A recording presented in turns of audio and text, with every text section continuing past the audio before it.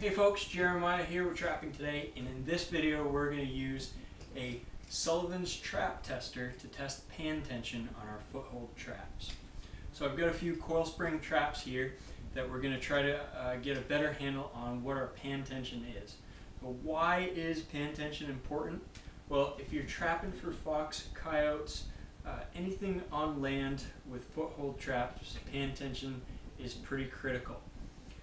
Basically, pan tension is defined as the amount of downward pressure that it takes to fire off a trap. So as an animal presses its foot down on the pan, how hard does it have to press before the trap actually fires? So if you have really, really light pan tension, meaning that it doesn't take much to set the trap off, basically the trap could fire at anything. You could try to bed your trap. When you set your trap, you bed your trap, and then you go cover it up with some stuff, and a clod of dirt falls on it a little too much, and it fires right off, and you got to reset your trap. You could have squirrels or mice running around over your trap and set off your trap with really super light pan tension. If you have really heavy pan tension, where it takes a lot of pressure, well, you're probably not going to catch anything if it's too heavy. So there's a fine line there, and the cool thing about pan tension is that we can use pan tension as a tool to help us target the animals that we want to catch.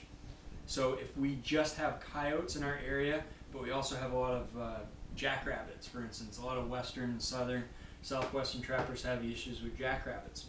They want to catch coyotes, but they don't want to catch jackrabbits. Well, they can adjust pan tension up high so that the jackrabbits can walk right over the sets and not fire the trap. Birds walk right over, not fire the trap.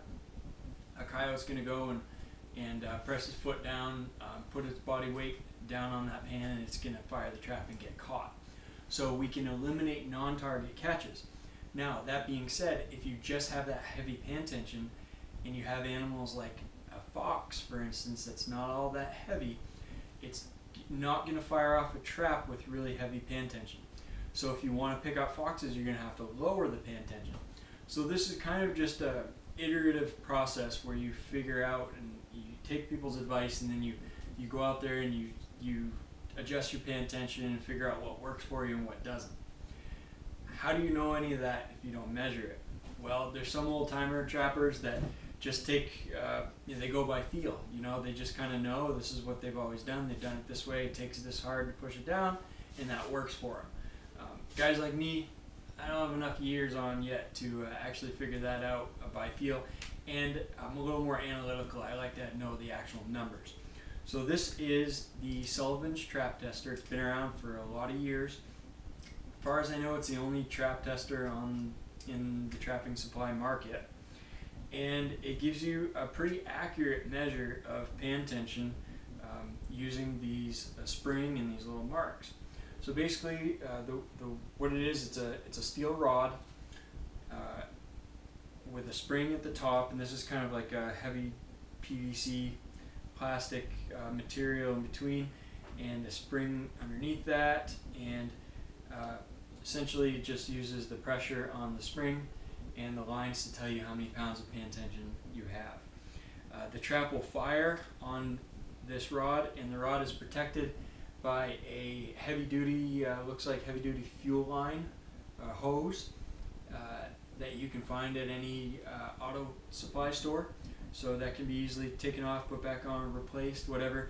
You don't really want to fire your trap on this steel. It's not going to hurt this steel, but it might do something to your trap. You never know.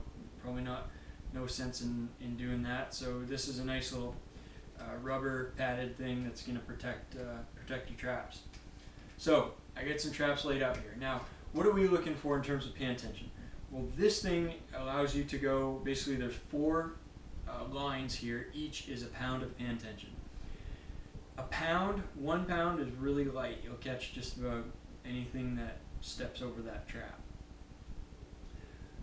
4 pounds is pretty heavy. So 4 pounds you're going to catch coyotes, but you're probably not going to catch a fox unless it's really pushing hard down on that trap. You're gonna potentially miss a lot. So it just depends on what you're looking for. There's a lot of guys like 3 to 4 pounds. Typically when you're targeting coyotes, people who target fox and coyotes usually like around 2 to 3 pounds. This allows you to measure from 1 to 4 pounds, and then you get a little bit of extra there on the end. So you could figure out probably between 4 to 4.5 pounds as well.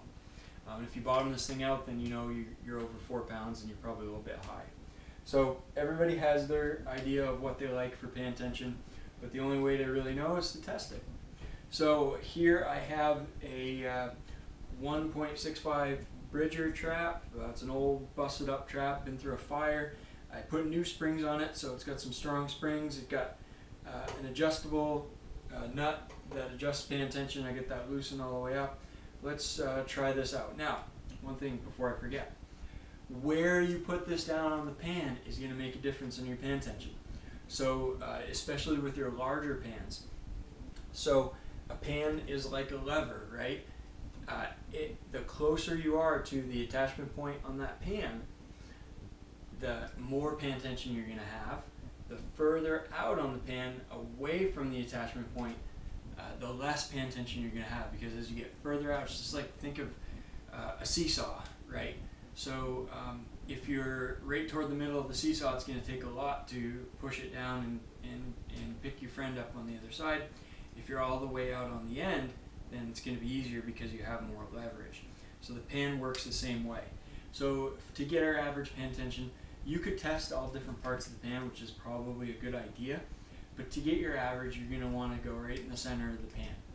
And if you're using those big like Expanda pans, which I really like, I'm starting to use them on some of my traps, you're probably going to want to test the outside just to see what that difference is. It may surprise you. It may be more than you expect, but in my case, it's probably a little bit less than I expected as far as a difference of pan tension from inside to outside. Alright, so the Bridger, we're basically going to press down on the center of the pan and just go down and count our notches and see when the trap fires. 1. Okay, so we're somewhere about 1.5 to 1 3/4 pounds of pan tension. Now, I'm not quick on the draw with watching this thing when the trap fires. I used to know people out west that were big game hunters, and they shoot like 200-300 yards out, and they could watch the bullet impact hit the animal.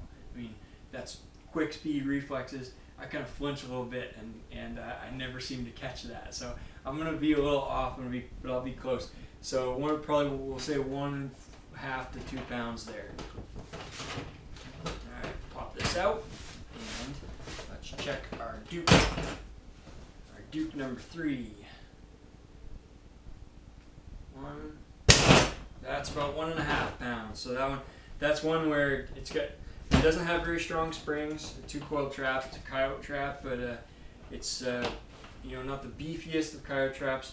And I got the pan tension adjusted way down, so I can just tighten that nut and get it better. Probably 2.5 pounds would be nice, so we'll tighten that down. We got a number 2 Northwood square jaw trap. 1, 2. So we're right about 2.5 pounds on that. That's probably where I'm going to want to be if I'm trapping fox and coyotes. I may try to go a little bit closer to 3, but that's a pretty good spot. And then we got the No BS Lures K9 Extreme. I just want to show you this because I've been playing with these, and they're really hard to get pan tension down. I get nothing screwed down on the pan here, but there's a lot of friction here. It's a big heavy duty 4-coil trap. It's got this coating on it that's a little bit rough on the surface, so there's a lot of friction at the catch point here on the dogless pan.